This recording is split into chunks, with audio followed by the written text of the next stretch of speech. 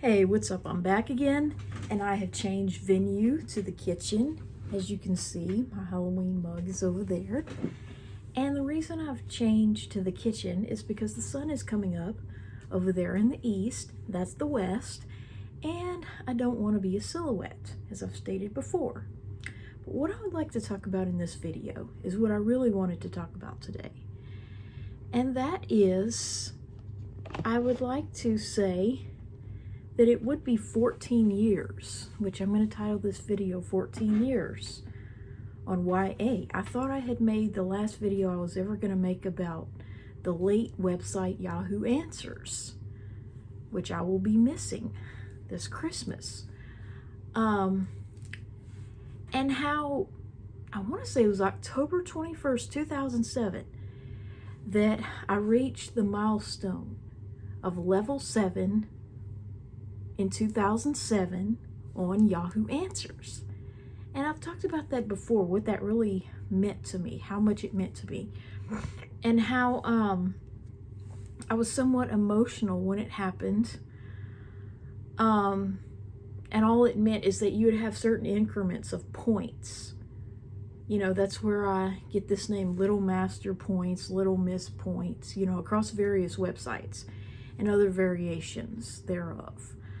And now it's pretty irrelevant because Yahoo Answers has ceased to exist. And so the fact that I reached level 7 on a website that is history no longer matters. So I feel like I wasted my time. And I want to talk about that today.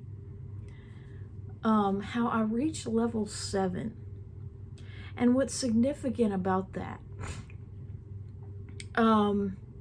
reaching level 7 in 2007, because like all it meant was that you had reached the top level of points, which was like 25,000, you know, like level 2 was 250, level 3 was 1,000. It's like it would go up exponentially until you got to the top level, which was level 7 at 25,000 points. And you would get these points by answering and voting, and you would lose them by asking or getting violations. So I would vote like 100 times a day just to get 100 easy points. And so, yeah, it's like I reached level 7 14 years ago. Oh my gosh. So, what's significant about that is how I used to have this male Yahoo avatar. And what that was, as I've stated before, it was like a little dress-up doll, like a cartoon person that you could make male or female, and then you could choose from a number of options with skin, hair, eyes, and clothing. So basically, a virtual Ken doll or Barbie doll. And I reached level 7 with this fictional male identity that I called Robert, although that is not the name that I would go by in real life had I chosen to live as a male. I don't know why I like that name, but I just ran with it. Really, that wasn't my first account. You know, my original account had been suspended in 2006, along with, you know, a lot of others, as the story goes, for point gaming, meaning they didn't want you to have multiple accounts. They consider that cheating. So, because my original account with an avatar that pretty much looked like me had been suspended, and of course all these other accounts had various avatars of both genders, I took the liberty to restart as a male in April of 2007. And it's hard to believe that, like 14 years, wow. My sister was almost 15, I want to say, when I started, and she was 15 by the time I reached level 7. And I turned 24 that summer. Yeah, just wow. I was so much prettier.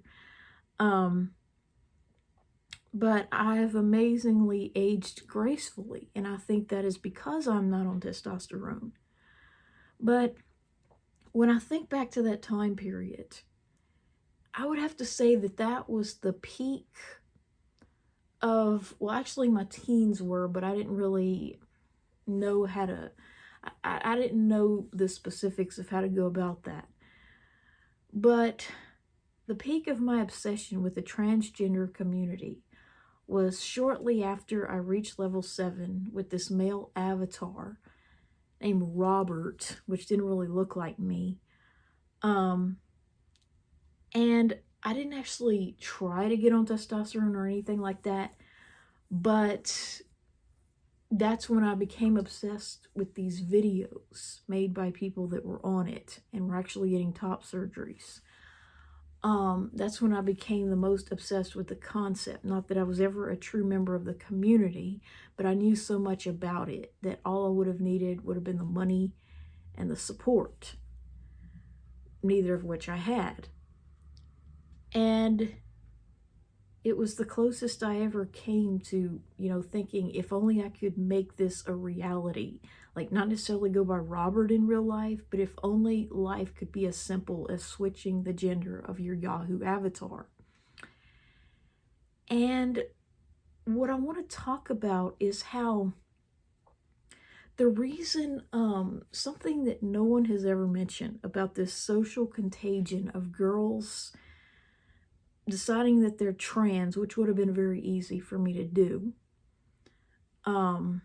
The only thing that really stopped me was the lack of parental support, and of course, the idea that it could have long-term consequences later on, like my hairline.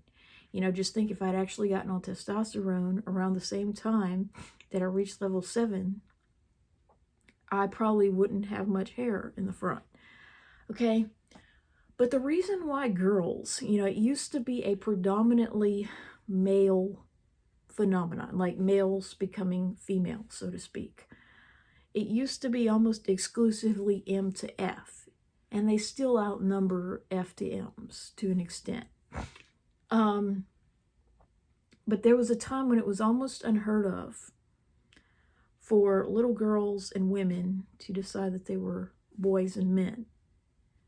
I mean, yes, they could be tomboys, they could be not so feminine, but they did not think that they were actually, a male trapped in a female body. And the reason why that has kind of switched around or, changed to the point where there's at least as many F to M as M to F is something that nobody ever wants to mention.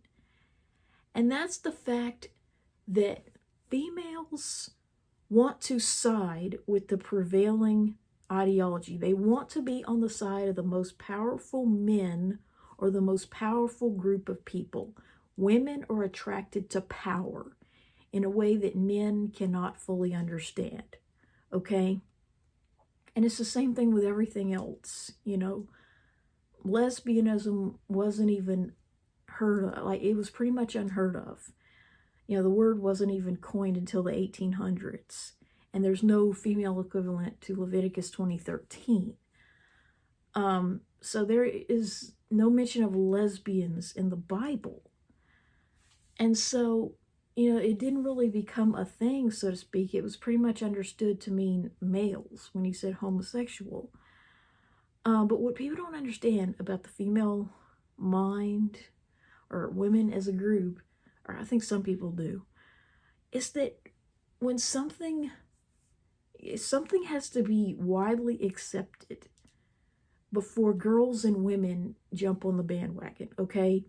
So as long as it was pretty much a fringe thing, it wasn't well known, it wasn't widely accepted, there were very few people involved in it, and they were almost exclusively male. And the same thing is true of the ABDL fetish community, the people that wear diapers and poop in them for sexual gratification. Okay, those are almost exclusively males. Not because women are more grossed out by poop and, because, they wouldn't have babies if they were, which I've talked about that in another video. A lot of it has to do with the fact that anything that is not widely accepted or well known is going to be a very small percentage of people that are almost exclusively male. Okay, and that is because women need the protection of a strong man or a man who is popular with other men or a group. Okay, women need protection. And as a result, we tend to adopt the prevailing ideology, that of the most powerful people, the people with the power to kill us, basically, or, make our life miserable if we don't go along with it. And, people have a hard time believing that in the 1930s in Germany, women would bake swastika cookies, just as surely as I'm baking Halloween cookies. They have a hard time believing just how much women supported the Nazi regime. It's hard to imagine now because the few people that support it tend to be guys that are very, fringe, like they're scary guys. But that's because they lost, okay? So whatever the prevailing ideology is, what the most powerful people believe, that is what women want to go along with, okay? And as long as something remains fringe and unacceptable and punishable by law, women are rarely going to go along with it or want to be involved in it, okay? Because we cannot protect ourselves. We cannot defend those beliefs. Why do you think I'm wearing sunglasses? Okay? We cannot stand on our own. We need the support of men or powerful people in groups.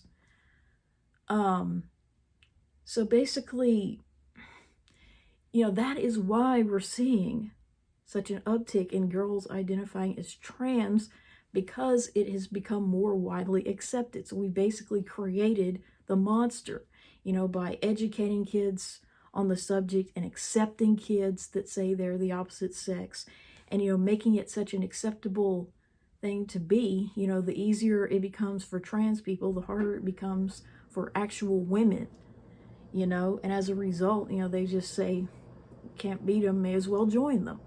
So yeah, I was thinking back to 2007 and how I reached level 7 on this day in 2007, and now it's meaningless, and I'm somewhat glad, because that is part of the problem, how easy it is to create a male persona online, and that leads to this idea that what if I could just live as this male persona?